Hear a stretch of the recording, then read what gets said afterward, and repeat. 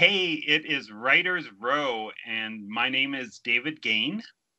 DC Wright-Hammer over here. And we are talking about issues and concerns that writers have. We'll talk a bit about business as well as the art side or the writing side of writing. And if you like what we've got going on here, you can subscribe to this video and comment down below. Let us know what you think you want to hear from us, and kind of what your response is to our shows. We really like hearing about it. We try and, get in there and comment, and we do listen to it. And who knows, maybe even the comments will show up in the show as well. So, right? Yep. Give the videos thumbs up. And we sometimes have beverages while we're on the show. Make sure to drink legally and responsibly. Yes. Don't follow our example in that. Right. Even though we're both legal and both responsible. I was going to say, I don't even know what that even means. But half the time, I never know what I'm even talking about. So it's all good. Yeah, that's why I like being a writer, because then I can edit all my stupidity out. Except this is going on the internet. So... I know. No, but that's what I'm saying. For me, being a writer, that's why I like it. Okay. I'm at the whims of you and your editing. So. Yeah, I don't do much editing. Okay, so do you have any leftovers that you want to talk about, DC, from last week's show where we talked about writer's block? Yeah. So on writer's block, it was therapeutic for me to talk about it. I've written about 300 or 400 words since then, which is probably more than I would if I hadn't talked about it. So, but in general, I just thought it was a good conversation to go back and forth and get your perspective, your strong opinions that you don't think are strong opinions, and then my personal, it is a personal experience, so it doesn't mean that it's everyone's experience or whatnot, but I thought it was helpful, so I thank you for that. No, I actually really enjoyed it. There was some feedback that I really liked in the comments. Just the one thought that kind of came up was there was a lot of discussion a bit about stress, adding to what people felt was writer's block. One thing, and you kind of called me out on it before we started recording, is I never really defined it, and I was thinking about it a bit more.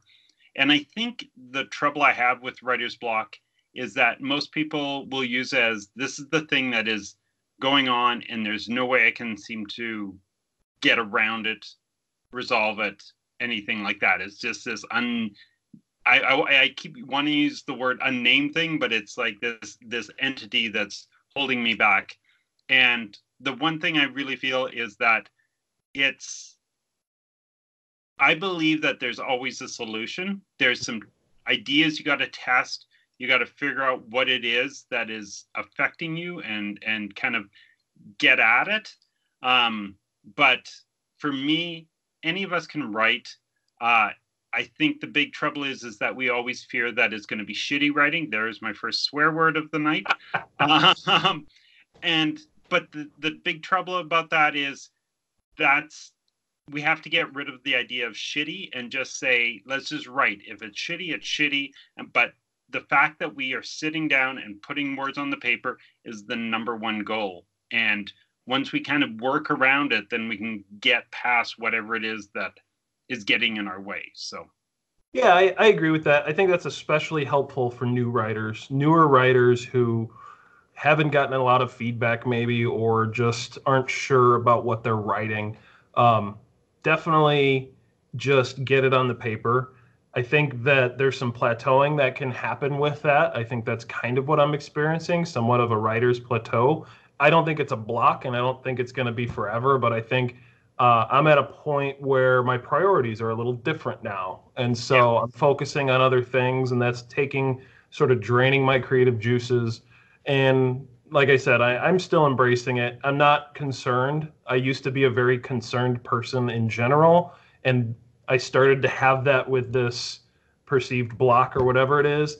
But if I'm pecking 100, 200, 300 words a week, and I'm doing other things, and I'm getting feedback on writing, and marketing and brand building, which is, very appropriate for the show. That I mentioned that if I'm doing other things, I don't feel so bad. So yes, and you and I actually talked a bit after last week's show, and talked about strategies that you could use, right? So as long as you're putting words on the page, to me, that's the number one goal always, no matter what, whether it's good or bad. So well, and I'll add one last thing. For me, it's not just adding words to the story. I think that's fine, putting words on the paper. It's being in the story.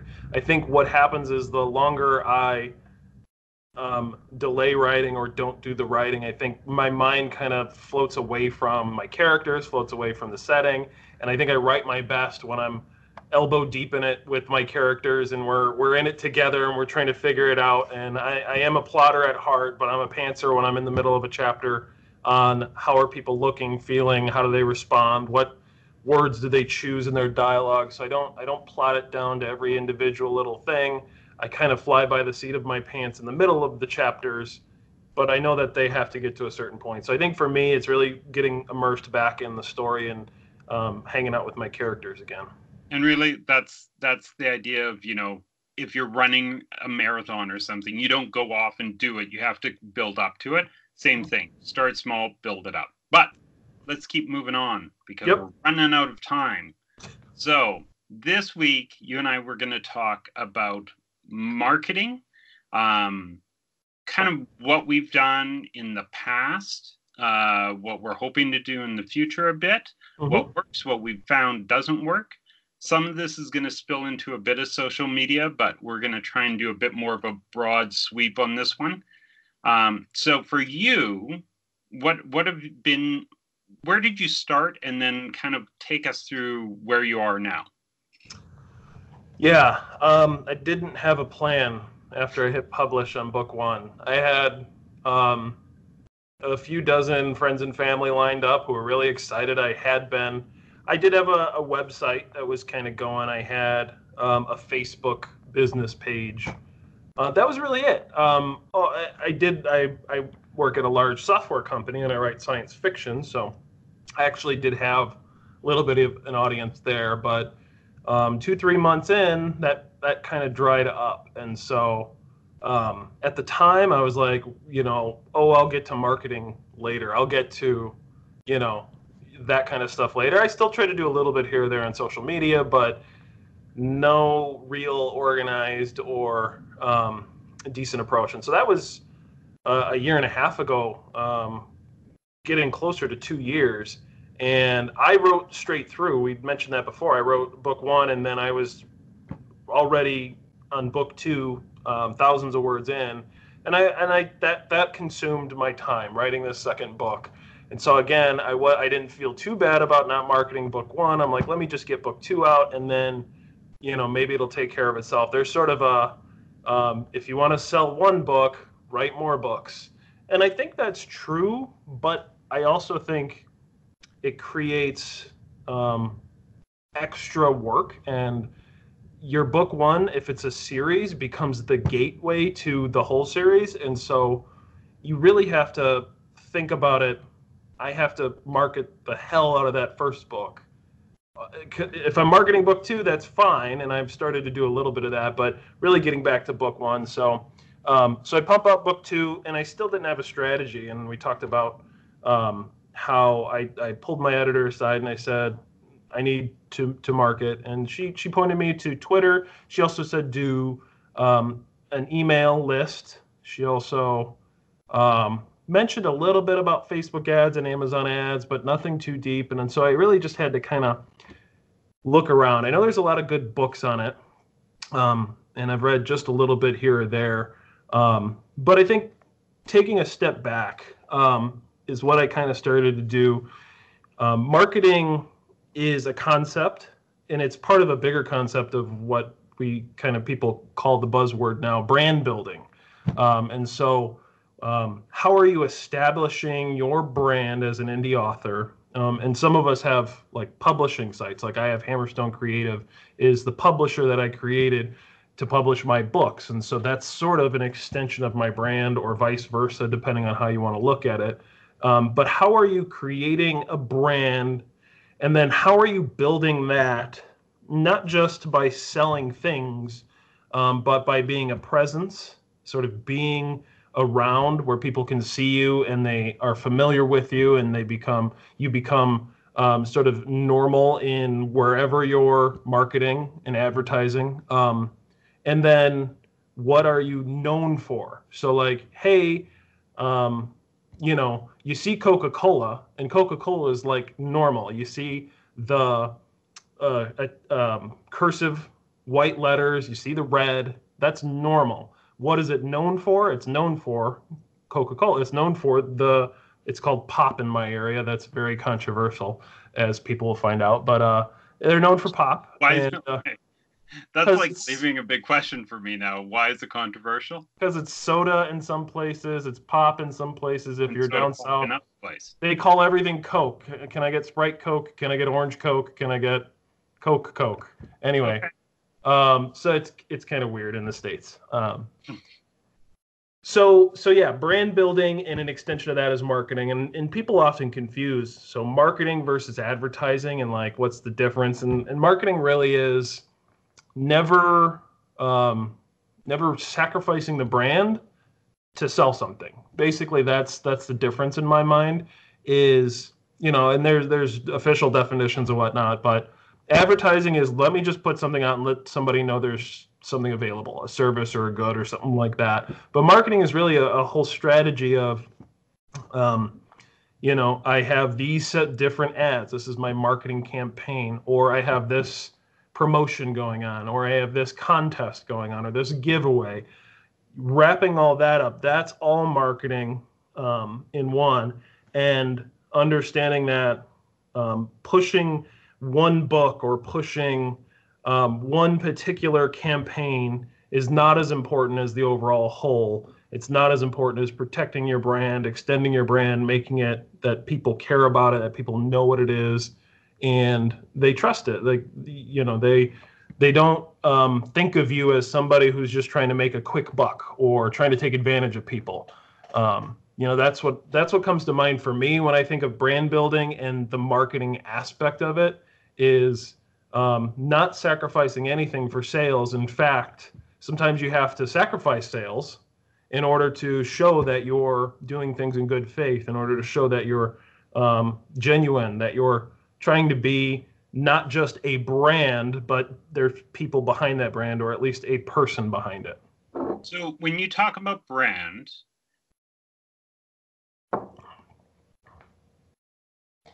okay, I have a couple of quick questions. First of all, you talk about you don't want to sacrifice the brand, but what if first of all, I want to know how would you define brand? Like, what is your brand? What do you feel is your brand? And so it's interesting. I wanted it to be like, hey, I'm a sci-fi thriller writer, and there's some cool mystique that comes with that. That's, if you think about DC Wright-Hammer on Twitter, which is where I do most of my brand building, I'm accessible, I think, is what some people might think. Because we talked about, I do tend to add anybody who seems like a writer, not a bot and not a jerk. So I try to add everybody. So I'm accessible. I try to be funny and lighthearted, and I don't always talk about writing. In fact, I probably only talk about writing about 30% of the time if I had to put a number on it. So funny, and sometimes it's about writing. But then principled, I think, I've had a few people tell me this, like, wow, you took a stance on that and you didn't have to, and they showed respect to me for that. And so what is interesting and refreshing is I was sort of fearful getting on Twitter and being exposed to the world, but I can be myself, and I feel like I am accessible. I feel like I am funny, and I feel like I am principled. In that's just kind of who I am. And so I really can get behind that type of brand. And on top of that, I do offer these interesting science fiction thrillers that are a little innovative, a little different, and people seem to be liking them. They're reading and reviewing them in the writing community. And so to have sort of that whole package that, it really isn't like a scheme. I'm not trying to do this. I'm not trying to be a brand. It's kind of what I naturally gravitated towards. Do I make some decisions like, oh, I think I need to push, a book link today? Yeah, I do have those decisions, but I also, that's 10 or 12, 20% of the time, 10% of the time, maybe I'm actually self-promoting, but then balancing that out, I think the other part of my brand that I've left out is that I tend to do a lot for other independent authors. I think I've mentioned briefly on a show, I do an independent author spotlight, indie author spotlight. Occasionally I'll just grab other people's books and put them out that's there. Hammerstone Creative, right? Yeah, Hammerstone Creative. I just finished up, I think I mentioned before, I did 25 authors in the last 30 weeks spotlighting, and I'm going to be taking a break because I'm going to be revamping my website entirely to do some different things. But that's part of that, again, part of the brand building, that you're not an opportunist. You're not looking to take advantage of people. You're willing to give as much as you're willing to get. And being ever grateful when people call you out in things like Follow Friday, or if they buy your book and post a picture, that never gets old. I'm never going to take that for granted, ever. I don't care wherever I go, someone purchased something I wrote, and it's special, and it always will be, and I always try to convey that. I always am thankful. I'm always blown away that a person I only maybe chatted with twice on Twitter, they bought my book. That's still cool. That's always going to be cool to me. I feel like that a person could have their brand being a bit different than the way you describe it, though, which, taking the brand could be a bit more opportunistic, sneaky or conniving or whatever you want to do, correct? Absolutely. You kind of are defining your brand, but you could be very much the opposite of that if you wanted to. I don't know if it'll pay off or whatever, but I think of some brand or some people or their brands tend to lean into some of the more ugly nature, but that is a part of what defines them in the social or community sphere, correct? Yeah. Do you have a specific example? It sounds like you're dancing around something. You don't have to name names. I'm just thinking it was more just that idea that I agree with what you're saying, but I also think that it could be other versions of that brand. You could come off as DC as the bad boy, right? Who doesn't give a crap what anyone thinks, and attacks everyone. But that becomes your bad boy persona, right? Right. Yeah, or you're much more less generous and more greedy, but that's who people associate with you and stuff like that. I'm just saying, I guess what I'm trying to say is not that you were that way or anything like that. It's more that the brand can be much more open, whatever you want to be as your definition. Actually, I just heard how the role was it? No, it was the Who was considered. They were trying to define themselves, and what had happened was they were playing a gig. They smashed. I think it was the guitarist smashed his guitar into the roof by accident. Yep. And he kind of the place kind of froze, and then he just decided he was going to lean into it and pretend that it was intentional. So he smashed the guitar entirely. Right. And then the next show they smashed the drums, and then that became the thing. Is people came because they were the bad boys who didn't give a crap and would destroy their instruments at the end of the show. The thing, kind of thing. I think it depends. I think the Stones are considered like the bad boys of rock and roll back in the day, sort of thing.